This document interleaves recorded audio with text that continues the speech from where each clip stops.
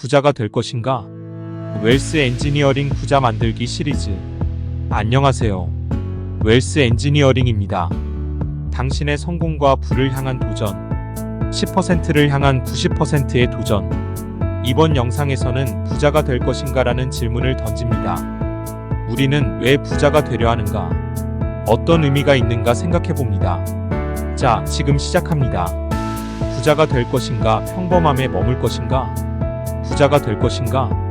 1980년대 지방의 한 초등학교 운동장 응원석 나무 그늘 아래 앉아있던 4학년 학생이 10수개의 초등학교가 연합으로 개최한 사생대회를 마치고 우르르 흩어져가는 많은 학생을 보며 고민에 잠겨 있었다. 멀리서도 그 느낌이 전해졌는지 큰 웨이브 긴 머리를 한 담임 선생님이 웃는 낯으로 우아하게 걸어왔다. 여기 혼자 앉아 있었구나. 무슨 생각하고 있었니? 선생님, 어차피 인생을 살아도 밥을 먹는 건 똑같은데 왜 누구는 엿장수가 되고 누구는 대통령이 되는지 궁금해요. 왜 어떤 사람들은 힘들이지 않고 쉽게 살고 어떤 사람들은 힘들게 공부도 하고 일도 많이 하면서 열심히 살아가야 하는 걸까요? 선생님은 알겠다는 표정으로 친절하게 대답했다. 그래서 고민이 많았구나. 그래도 한번 사는 인생인데 더 잘 살면 좋지 않겠니? 소녀는 그 대답이 선뜻 이해하기 어려웠다. 이후로도 그는 왜 이 힘든 공부를 계속하고 있는 걸까 하는 고민을 계속했다. 고등학생이 되자 배고픈 소크라테스가 되겠는가, 배부른 돼지가 되겠는가라는 질문이 주어졌다. 마침 소크라테스의 변명을 읽고 있던 참이었다. 철학적 질문이 윤리라는 틀 안에서 던져졌다. 나중에 알고 보니 이 질문은 공리주의 철학자 존 스튜어트 밀의 배부른 돼지보다 배고픈 인간이 되는 것이 더 낫다. 만족한 바보보다 불만족한 소크라테스가 되는 것이 더 낫다. 는 말에서 나온 것이었다. 다소 철학적인 것 같으면서도 대변적으로 느껴지던 이 질문에 대해 소녀는 스스로 결론을 내렸다. 나는 배부른 소크라테스가 되겠다. 왜 안 된다는 말인가? 당시 나는 부자가 된다는 것은 지식 추구에 대한 숭고한 열망을 포기하고 자본주의와 타협하는 것이라는 선입견을 가질 때였다. 사실 대단한 고민도 아닌데 세상을 통합적으로 이해하기 힘들었던 10대. 소년에게는 물질의 많음과 정신의 풍부함은 양립할 수 없는 존재라는 개념으로 이해되던 때였다. 이런 사고방식 영향인지 물질적 성공을 거두는 여정은 쉽지 않았다. 출발도 늦었고 감각도 둔했다. 하지만 그 덕에 나는 성공 즉 부로 향하는 원리를 자세히 관찰할 수 있었다. 부에 관해 꾸준히 관심을 가지고 연구한 결과 세상에 제시된 수많은 이론이 결국 부로 통합되고 있음을 깨닫게 되었다. 나는 자연스레 부와 성공에 대한 이론과 주장, 방법론을 정리하게 된다. 세상 모든 사람이 추구하는 성공과 부를 어찌한 사람의 짧은 지식과 편협한 통찰만으로 설명할 수 있겠는가? 하지만 분명한 것은 이 작은 고찰이 누군가에게는 확실한 동력으로 작용하여 그의 성공을 도와줄 것이라는 점이다. 나는 그 사람이 이 책을 펼쳐든 당신이기를 바란다. 또한 간절히 당신의 성공을 염원한다. 자본주의 부자 철학의 탄생. 막스 베버는 1904년 프로테스탄트 윤리와 자본주의 정신을 통해 세속적 성공은 장래 구원의 증거로서 간주될 수 있다고 주장했다. 그는 장 칼뱅의 예정론을 중시하여 성스러운 구원을 받기 위해서는 세속적인 성공을 추구해야만 하는 것이라고 생각했다. 직업적 성공의 추구가 종교적 구원에 이르는 정당성을 부여한다는 사고방식은 강력한 힘을 발휘했다. 사람들은 더 이상 갈등하지 않아도 된다. 돈을 쫓는 사람은 탐욕을 쫓는 것이 아니라 구원을 쫓는 것으로 간주됐다. 직업 활동에 대한 강력한 동기부여다. 이 사상은 자본주의의 윤리적 토대가 되었고 프로테스탄트 국가를 중심으로 자본주의가 발전한 이유가 되었다. 우리는 그 시절의 철학부터 차츰 발전해가는 자본주의 시스템에 이르기까지 많은 시행착오를 거듭한 현재 경제체제의 덕을 보게 된다. 이제 우리는 정당하고 떳떳하게 그리고 존경받으면서까지 부를 추구하는 일에 몰두할 수 있게 되었다. 부자 철학 시대가 열렸다. 운이 좋다. 막스 베버는 자본주의 정신과 윤리를 연결했다. 자본주의 정신 즉 직업적 활동은 윤리적이며 구원을 향한 활동이고 징표다. 그러니 우리는 직업적 활동을 숭고한 이상을 추구하는 마음으로 수행한다.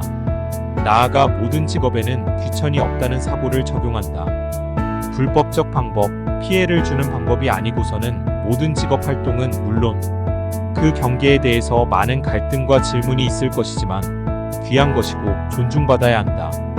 그러므로 우리는 우리가 종사하는 모든 직업 활동을 소중히 생각한다. 그리고 그 일을 통해 나 자신을 만들어간다. 나 자신을 발견해 나간다. 신계급에 출연 부자들. 자본주의에 대해 조금만 더 생각해보자.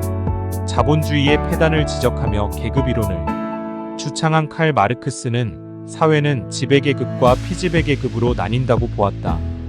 그의 계급이론은 봉건시대의 영주와 농노의 극명한 대립관계를 원형으로 구상한 것이었다.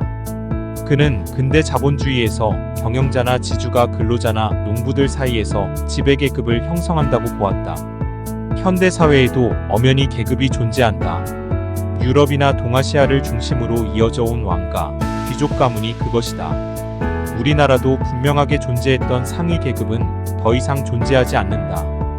그 덕에 한국 국민은 매우 평등한 지위에서 모든 것을 시작할 수 있게 되었다. 그러나 사회는 발전할수록 사람들은 자신의 기득권을 더 강화하고 싶어 한다. 높은 학구열이 왜 생겨났겠는가? 자녀 교육에 대한 집중된 관심은 전 세계 모든 곳에서 벌어지는 공통현상이다. 왜냐하면 공부를 잘하는 것, 좋은 학교에 진학하는 것은 꽤 공정한 경쟁에 따른 결과라고 받아들여지기 때문이다. 좋은 학교에서 만난 좋은 사람 혹은 우수한 사람은 그들 간의 유대관계를 형성해 나간다. 그리고 그 관계 속의 사람들은 서로를 돕고자 한다. 이는 한 사람의 노력 이상의 가치를 가져온다. 그들은 더 많이 성공하게 된다. 봉건시대의 뚜렷한 계급과 달리 현대사회에서는 명시적으로 계층을 나누기 어렵다. 그래서 객관적으로 구분되는 학벌을 따지게 된다. 학맥이 중요하게 부상한다. 자본주의 사회의 신계급이란 자신의 재산이나 능력을 사용하여 사회에 기여함으로써 인정을 받는 계층을 의미한다. 단지 남보다 더 낫다는 평을 듣는 정도다. 남들을 지배한다는 뜻은 아니다. 하지만 그들은 자신이 독점하거나 더 많이 점유할 수 있는 권리를 키워낸다. 세대를 거치며 그 과정과 결과는 강화된다. 드디어 신계급이 출현한다. 부자들이다. 이들은 지식과 돈으로 무장하여 현대사회를 선도한다. 이들은 이미 취득한 자신의 지위와 경제력을 기반으로 자녀 세대에 강력한 교육을 실시한다. 그리고 자녀 세대가 잘 교육받은 인간으로 성장하도록 돕는다. 그렇게 그들은 점진적인 방식으로 자신의 권리를 강화해 나간다. 계급이 형성되어 가는 것이다. 돈이 많음이 높은 계층을 의미하지 않는다. 돈이 많다면 높은 계급으로 올라가도록 도움을 받을 쉽게 수 있다는 것이다. 하지만 돈 많음 자체가 주는 가치가 이미 차별화를 낳는다. 이것은 어떤 의미에서 이미 계층의 차이를 드러낸다. 그러므로 부자들은 자본주의 사회의 상위 계층으로 떠오를 수 있는 유리한 위치를 차지한다. 현대 사회의 대부분의 사람들은 이 사실을 알고 있기에 겉으로 드러내지 않더라도 마음속으로는 부자가 되고자 소망한다. 현대 사회에는 부자라는 신계급이 출현하고 있다. 부를 향한 길이 있을 것이다. 우리는 살면서 항상 비슷한 고민에 빠진다. 왜 누구는 같은 시간을 투자하는데 우수한 성과를 내는가? 왜 누구는 열심히 전력하는데도 성과를 내지 못하는가? 공부에서 시험을 치를 때 그렇고 복잡한 입시 제도 속에서 진학하려 할 때, 좋은 직장과 직업을 선택하려 할 때, 좋은 배우자를 만나려 할 때, 승진하려 할 때 그렇다. 부를 달성하려 할 때 직관적인 차이를 느끼게 된다. 부를 향한 길이 있을 것이고 부를 거머쥐는 방법이 있을 것이다. 부를 다루는 기술, 부를 창출하는 기술이 있을 것이다. 세상을 잘 모를 때는 부는 부를 추구하는 사람들의 것이고 명예는 명예를 추구하는 사람들의 것이며 권력은 권력을 추구하는 사람들의 것이라고 생각했다. 실상은 그렇지 않다. 부를 얻은 사람들이 명예도 얻은 경우가 많고 권력도 얻는 경우도 많았으며 부를 얻은 사람들이 학문이나 예술을 더 많이 추구하는 경우가 있었다. 부는 이상적으로 추구할 수 있는 다른 많은 분야의 기초적 자원으로 사용된다. 없다고 안 되는 것은 아니지만 있다면 큰 도움이 된다. 그러므로 부는 한 사람이 비범함에 이를 수 있는 귀한 자원으로 사용된다. 우리는 이러한 자원인 부를 얻고 싶다. 부를 얻는 길이 있을 것이다. 평범함에 머물 것인가? 우리는 생각한다. 나는 평범함에 머물 것인가 아니면 비범한 경지에 이르러 볼 것인가? 그렇다면 나는 평범함을 넘어서는 자원을 획득하고자 노력할 것인가? 아니면 평범한 삶을 살다가 인생을 보낼 것인가? 나는 나를 위한 부를 이루고자 한다. 혹은 나를 통해 평범함을 넘어서고자 하는 사람들을 위한 부를 이루고자 한다. 어디로 갈 것인가? 그렇다면 어디로 갈 것인가? 사람이 길을 걷는데 어떤 길을 가야 부의 방향으로 갈 것인가? 어떻게 하면 평범이나 심지어 가난으로 들어가지 않고 부로 도착할 수 있을까? 그것은 이 시리즈의 주제다. 이 시리즈는 천재들을 위한 것은 아니다. 남다른 재능으로 비범한 행태를 보이는 사람들을 위한 것도 아니다. 그저 평범한 인생의 흐름 속에서 다른 사람들과 비슷한 속도를 유지하며 살아가는 사람들을 위한 것이다. 그러나 자기 자신을 소중하게 생각하고 자기 삶을 아름답게 가꾸고자 하는 사람들을 위한 것이다. 그리고 그 목적을 달성하기 위한 방편으로 부를 획득하는 것을 집중적으로 알아보고자 하는 사람들을 위한 것이다. 획기적인 비법은 없다. 천재들의 책략도 없다. 느린 걸음으로 걸어가야 할 길만 존재한다. 강렬한 꿈을 꾸면서 긴 호흡과 여정을 가고자 소망하는 사람들을 위한 지도만이 들어있다. 우리는 이런 마음을 품고 있다. 처음에 작은 차이가 나중에 큰 차이를 만든다. 그리고 우리는 이런 고민을 품고 있다. 그 처음 차이를 어떻게 만들 것인가? 이 믿음을 어떻게 유지할 것인가? 과연 소망한 목표가 제대로 실현될 것인가? 믿음으로 선택한 길이 맞는 것인가?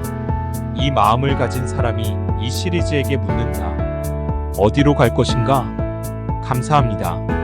더 궁금한 사항이 있다면 책 웰스 엔지니어링을 참고하시기 바랍니다. 우리는 당신의 성공을 응원합니다. 당신은 성공자입니다.